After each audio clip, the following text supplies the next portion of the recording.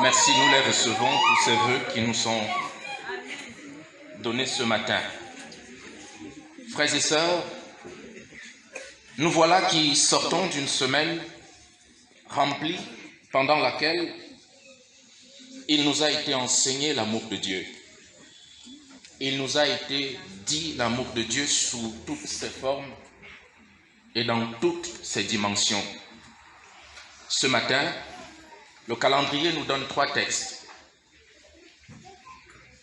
Dans le premier, celui de Ésaïe, nous y voyons l'histoire d'Israël en exil. Le peuple de Dieu, étant en exil,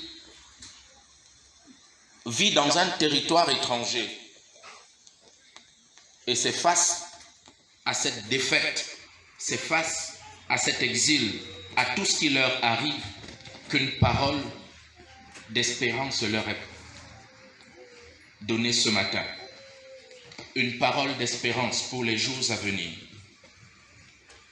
Dans leur souffrance, le prophète donne de la part de Dieu une parole qui doit les attendrir et les plonger dans l'espérance des jours meilleurs. Le texte de Matthieu présente des mages. Dans Matthieu, il n'est pas explicitement dit combien ils sont. Il parle des mages, des personnes étranges. Et il est dit que ces personnes étranges viennent de très loin. Et de très loin, ils viennent, ils ont marché, ils ont voyagé dans l'espoir de voir Jésus.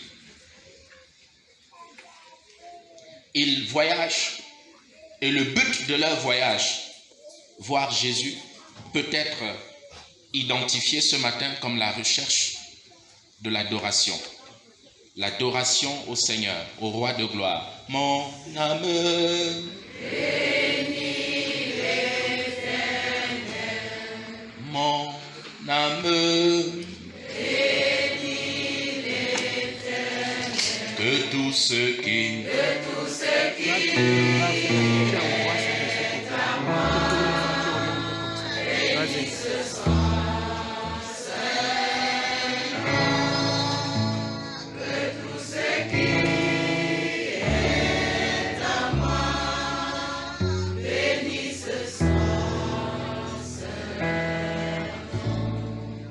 Les écrits anciens identifient ces mages.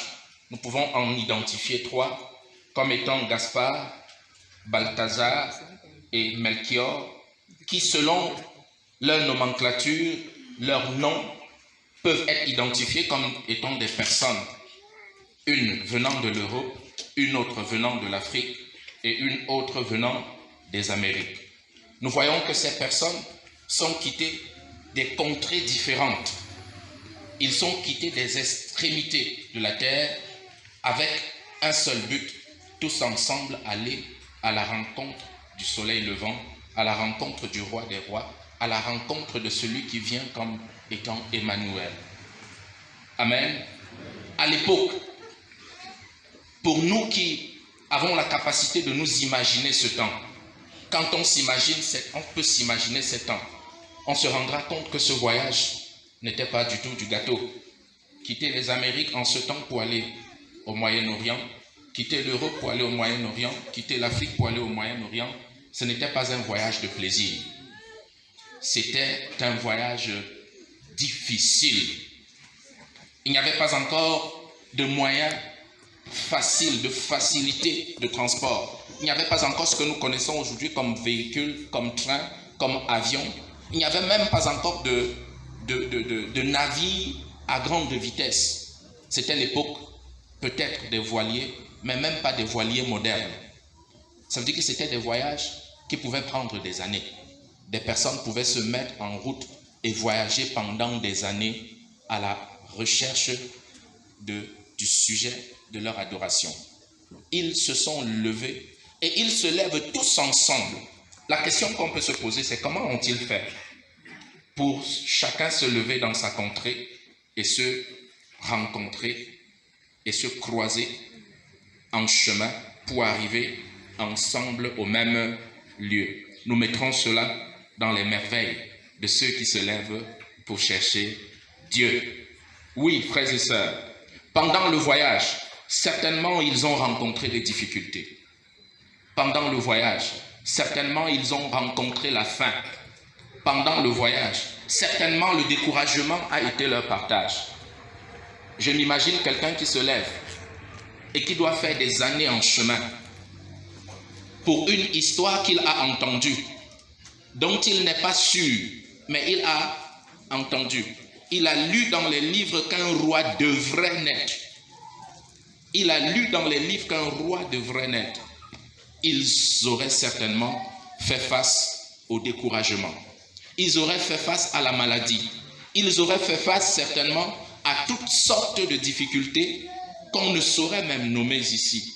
Mais cela n'a pas empêché, frères et sœurs, qu'ils aillent jusqu'à se rencontrer et pouvoir certainement se fortifier les uns les autres. Et toi, leur voyage peut s'assimiler à ton voyage, à mon voyage sur cette vie. Leur voyage peut s'assimiler à ta marche chrétienne. Leur voyage peut s'assimiler à ta relation avec Dieu, qui déjà, tu dois comprendre, n'est pas et ne doit pas être facile. Nous apprenions ici l'autre jour que ce n'est pas parce qu'on est chrétien que tout doit venir comme une lettre à la poste, que les choses vont se dérouler comme avec aisance. Peut-être ta marche chrétienne n'est pas aisée en ce moment. Peut-être que les choses que tu vis en ce moment ne sont pas faciles. Peut-être que tu traverses une difficulté qui, depuis un temps, te pousse de plus en plus à vouloir démissionner. Peut-être que ta condition, peut-être que c'est la faim, peut-être que c'est la maladie, peut-être que c'est, peut-être que c'est, peut-être que c'est. Mais certes, c'est sûr que tu passes par un moment, peut-être, de tourment. Peut-être l'as-tu connu. Je veux encore te rappeler que nous sommes en début d'année. Peut-être quand tu regardes à l'année dernière, tu dis « Ah, ça a encore recommencé ». Peut-être quand tu regardes à l'année dernière, il n'y a aucun motif d'encouragement parce que tu es passé par tellement de choses. Je veux te rappeler qu'on a des hommes qui sont allés de très loin et qui ont marché sur les dos de chameaux pendant longtemps et qui sont arrivés. Ils sont arrivés pourquoi? Voilà la plus grande révélation de ce texte ce matin. Ils sont arrivés pas parce qu'ils étaient très forts. La Bible dit d'eux qu'ils étaient des hommes importants là-bas. Chacun dans son pays était très important. On se demande même s'ils n'étaient pas des rois là-bas. Mais ils sont sortis seuls. Première chose, ils ne sont pas sortis avec les gardes du corps. Ils ne sont pas sortis avec leurs cuisiniers. Ils ne sont pas sortis avec leurs femmes. Ils ne sont pas sortis avec leurs conseillers. Chacun est sorti seul pour aller à la rencontre de... Je veux t'apprendre ce matin que la rencontre avec Dieu, ce sera face to face. Ce ne sera pas Dieu, toi et les enfants. Ce ne sera pas Dieu, ton épouse et les enfants. Ce ne sera pas Dieu, toi, ta maison et les enfants. La rencontre avec Dieu commence d'abord, lui et avant de s'étendre jusqu'à la maison. C'est la première réalité. Maintenant, la deuxième réalité. Ils n'étaient pas forts, mais il y a une chose qui les conduisait. La Bible dit que depuis le début, il y a une étoile dans le ciel qui les guidait. Leur regard n'a cessé d'être pointé sur l'étoile qui était dans le ciel. Certainement, quand ils ont eu faim, l'étoile leur disait « Mon frère, tu arrives bientôt ». Certainement, quand ils ont eu froid, l'étoile les a réconfortés. Certainement, quand ils se décourageaient, l'étoile les a réconfortés. Imagine cette histoire étrange où pendant que tu marches, il y a comme une étoile. Quand tu t'arrêtes parce que tu es fatigué, l'étoile s'arrête. Quand tu te relèves, l'étoile continue. Quand c'est l'heure du sommeil, l'étoile s'arrête. Quand tu te réveilles, l'étoile continue. Quand c'est l'heure de manger, l'étoile fait pause. Quand il faut marcher, l'étoile continue. C'est Dieu, mon frère. C'est le Seigneur dans ta vie. C'est le Seigneur dans... Dis à ton frère, c'est le Seigneur. C'est le Seigneur. C'est le Seigneur qui t'encouragera. C'est le Seigneur qui t'encourage. C'est le Seigneur qui te donnera de marcher. C'est une vérité. Voilà, si tu cesses à un moment de regarder à Dieu, tu n'y arriveras pas. Si tu cesses à un moment de regarder au Seigneur, tu n'y arriveras pas. Parce que par toi-même, tu ne peux pas. Nous apprenions encore pendant la semaine qu'il y a des choses dans nos vies qui nécessitent que nous soyons propulsés par l'amour de Dieu pour y arriver. Parce que pour pardonner, on le disait encore hier avec joie, pour pardonner, il faut que Dieu t'aide, que le Seigneur tienne ta main, que le Seigneur remplisse ton cœur de son amour pour que tu pardonnes. Nous l'apprenions encore hier, que pour pouvoir vivre sans colère, en réalité, on peut condenser en disant que notre société est devenue telle que pour vivre aisément dans cette société, il faut que le Seigneur te donne la capacité. C'est le Seigneur qui te capacitera pour vivre avec ton frère. C'est le Seigneur qui te capacitera pour vivre avec ton épouse ou avec ton époux. C'est le Seigneur qui te capacitera pour vivre dans ton groupe. C'est le Seigneur qui te capacitera pour vivre même dans cette communauté. Parce que si le Seigneur ne te capacite pas, c'est dans l'église que tu commenceras à pleurer. Si le Seigneur ne te capacite pas, c'est dans l'église, c'est là où tu penses même être en sécurité que tu commenceras à pleurer. Il y a un ami que j'aime beaucoup qui a chanté que Jésus est le bonheur. Jésus, le bonheur, tu es mon bonheur. Parce que la femme ne donne pas le bonheur. Si la femme donnait le bonheur, c'est que tous ceux qui sont mariés vivent le... Mais on a très souvent comme impression que ce sont ceux qui sont mariés qui sont souvent les plus misérables, ceux qui ne connaissent pas Dieu. Hein? Si il chante en disant l'argent ne donne pas le bonheur. Parce que si l'argent donnait le bonheur, c'est que tous les milliardaires, tous les millionnaires seraient heureux. Mais on a comme impression qu'il n'y a que les millionnaires, les milliardaires pour savoir que l'argent ne fait pas le... Il n'y a que eux pour savoir, parce qu'ils ne vivent pas le bonheur. Il dit encore que le sexe ne fait pas le bonheur, parce que si c'était le cas, toutes les prostituées seraient heureuses. Mais elles sont toutes malheureuses. En réalité, il y a une seule personne, il y a une seule voie pour le bonheur. Et cette voie, c'est... Dis à côté, mon frère, Jésus est le bonheur. C'est pourquoi ces mages peuvent voyager aisément. C'est pourquoi ces mages peuvent voyager aisément. Quelle que soit la durée du voyage, ils sont arrivés. Quelles que soient les routes empruntées, ils sont arrivés. Quelquefois, les changements d'itinéraire, ils sont arrivés. Parce que, laissez-moi vous dire, quand tu viens d'aussi loin, de temps en temps, l'itinéraire va changer. Parce que quand il pleut, la route que tu t'es fixée, tu vas être obligé de bivouaquer. Parce que quand il fait soleil, la route que tu as prise, tu vas être obligé de bivouaquer. Mais quels que soient les changements de route, parce que tu es resté fixé au soleil levant, Jésus, ils ont fini par, je ne sais pas où tu vas pour cette année. Je ne sais pas quel est ton plan de vie. Je ne sais pas quelle est ta destinée. Je ne sais pas quels sont les projets dans ta vie. Certainement tu en as plusieurs. Mais je veux t'apprendre. Ces projets ne s'exécuteront pas aussi facilement. Peut-être vas-tu connaître des difficultés. Mais il faut comprendre qu'il y a une seule personne qui peut te garder dans le cap, sur le cap, qui peut te garder dans la direction, qui peut te garder, qui peut être le secours approprié. Quelles que soient les inclinaisons du temps, les saisons du temps, la pluie ou le soleil que tu vivras, il s'appelle Jésus-Christ de Nazareth. Ça veut dire que regarde à lui. On n'a pas dit de penser à lui. Les mages n'ont pas pensé à Jésus. Autre chose extraordinaire dans ce texte, c'était de très grands intellectuels. C'était des hommes de lettres, des hommes de lecture. C'était des hommes instruits. Mais une fois qu'ils se sont mis en chemin, ils n'ont pas emporté leur livre. Ils n'ont pas emporté leur livre. La Bible signale aussi de ces hommes qu'ils étaient des païens. C'était des hommes qui étudiaient l'astrologie. C'était des hommes qui, dans leur contrée, vivaient selon l'astrologie. Ce qui les a conduits même à remarquer l'étoile. Je veux t'apprendre une chose. S'ils n'étaient pas astrologues, ils n'auraient pas vu l'étoile. C'est dans leur bêtise d'astrologie qu'ils ont connu qu'il y a une étoile différente. Je ne sais pas si je m'adresse à quelqu'un ce matin. C'est dans leur vie qu'ils ont connu qu'il y a une étoile qui brille plus que d'autres. Je ne sais pas quelle est ta vie, frère. Je ne sais pas quelle est ta vie. Mais même dans ta vie, le Seigneur se révèle à toi. Même dans la profondeur de ta vie, le Seigneur se révèle à toi.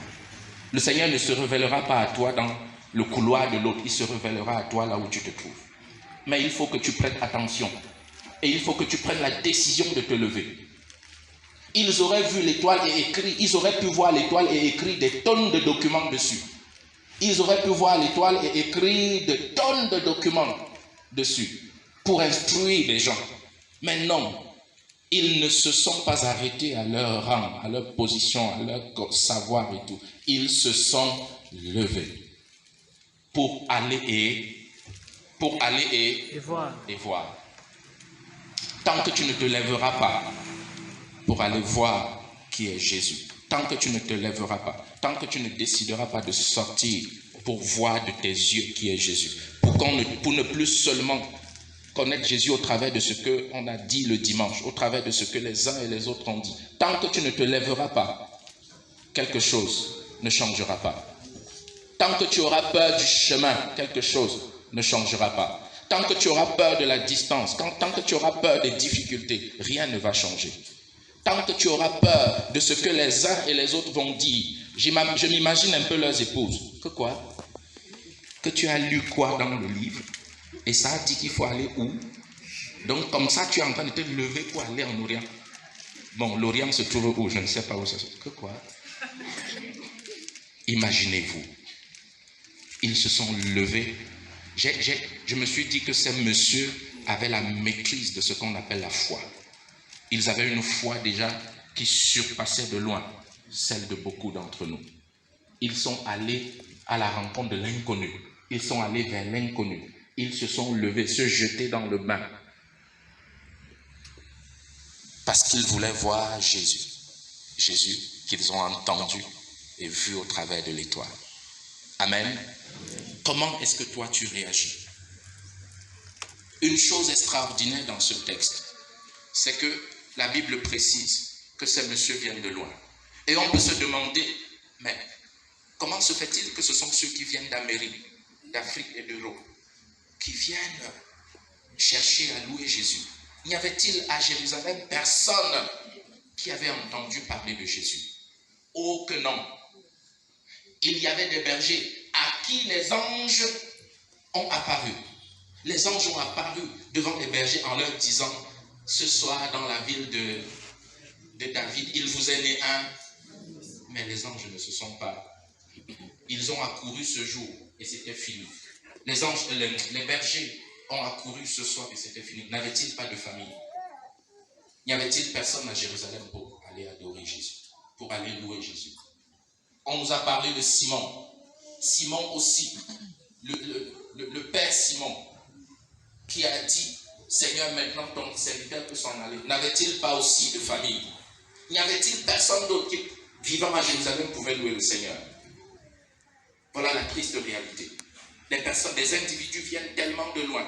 Des individus sortent de situations compliquées pour venir louer le Seigneur, pendant que ceux qui vivent dans la maison du Seigneur continuent de dormir. Et on se souvient que la parole de Dieu a dit, les premiers seront et les derniers seront. Nous sommes là tous les jours, nous chantons. Nous sommes là tous les jours, nous prions. Nous sommes là tous les jours, nous sommes les meilleurs chrétiens. Il n'y a pas plus grand chrétien de l'EEC que nous. La dernière fois que tu as célébré le Seigneur, c'était quand? La dernière fois que tu as célébré le Seigneur, c'était quand? Il y a des personnes pendant qu'on a dit que non, l'autre là c'est pour les pentecôtistes. Que ce que vous nous amenez déjà là, c'est pour les pentecôtistes. Nous on est à l'EEC depuis 1900, avant l'indépendance, on ne connaît pas ça. Que la qualité de prédication là c'est pour les pentecôtistes. Nous, l'église de nos pères, on ne fait pas ça. Pendant que tu seras en train de regarder à ce qui est pour les autres, des prostituées, des voleurs, des bandits, des personnes hors la loi, des qualités de personnes qu'on ne peut nommer, chaque jour viendront et seront sauvés. changera. Parce que dans ta conscience, je connais déjà. Le pasteur disait ici l'autre jour, il n'y a pas plus difficile à convaincre qu'un chrétien, pas un chrétien, qu'un religieux, que les personnes qui sont à l'église tous les jours, parce qu'ils connaissent déjà. Quel est ton type d'adoration, frères et sœurs? Quel est ton style d'adoration? Comment est-ce que tu célèbres le Seigneur? Comment est-ce que tu vas devant le Seigneur? Les personnages dont nous venons de faire mention sont quittés de très loin. Et ils ont prévu quand même des choses pour adorer le Seigneur. La première chose qu'ils ont prévue, c'était leurs genoux. Quand l'étoile s'est arrêtée, il leur a dit, vous êtes arrivés. La Bible dit, ils se sont prosternés. Ils se sont prosternés. Ils ont laissé leurs genoux fléchis devant le Seigneur. Ils n'ont pas regardé à la distance. Ils n'ont pas regardé à la fatigue. Quelqu'un, surtout de nous, on a dit que Seigneur, attends, je me repose d'abord. Que toi-même, tu sais que la route là était très... Est-ce qu'il n'y a même pas d'abord le café à prendre? Est-ce qu'il n'y a pas? Nous restons dans notre sécurité. Nous continuons de rester dans notre zone de confort. Nous continuons d'être de grands patrons, de grands rois, de grands seigneurs. Comment est-ce que tu célèbres le Seigneur? Comment est-ce que tu viens devant Dieu? Nous ne parlerons pas de ce qu'ils ont apporté. Ils ont apporté de l'encens, de la myrrhe et de l'or. Ils ont apporté des choses précieuses. Mais avant ces choses précieuses, la plus précieuse des choses qu'ils ont portées ce jour, c'était leur être qui s'est épuisé dans le chemin. Leur être qui s'est épuisé pendant le voyage. Et ils sont venus au-devant du Seigneur avec. Je t'invite, toi, à d'abord toi-même te donner au Seigneur. Je t'invite, toi, à savoir comment tu vas devant le Seigneur. Il y a des personnes qui disent, ils commencent comme ça à dire pour finir sur l'argent. Comme ils savent beaucoup demander l'argent. Tout ce qu'on parle maintenant est calculé en termes d'argent. N'est-ce pas? Non. Comment est-ce que tu entreprends de célébrer le Seigneur? Ce matin, que l'exemple des mages te parle. Que l'exemple des mages te parle.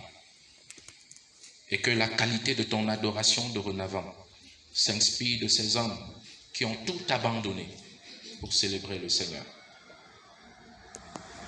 Amen. Amen. Veuillez te lever, frères et sœurs.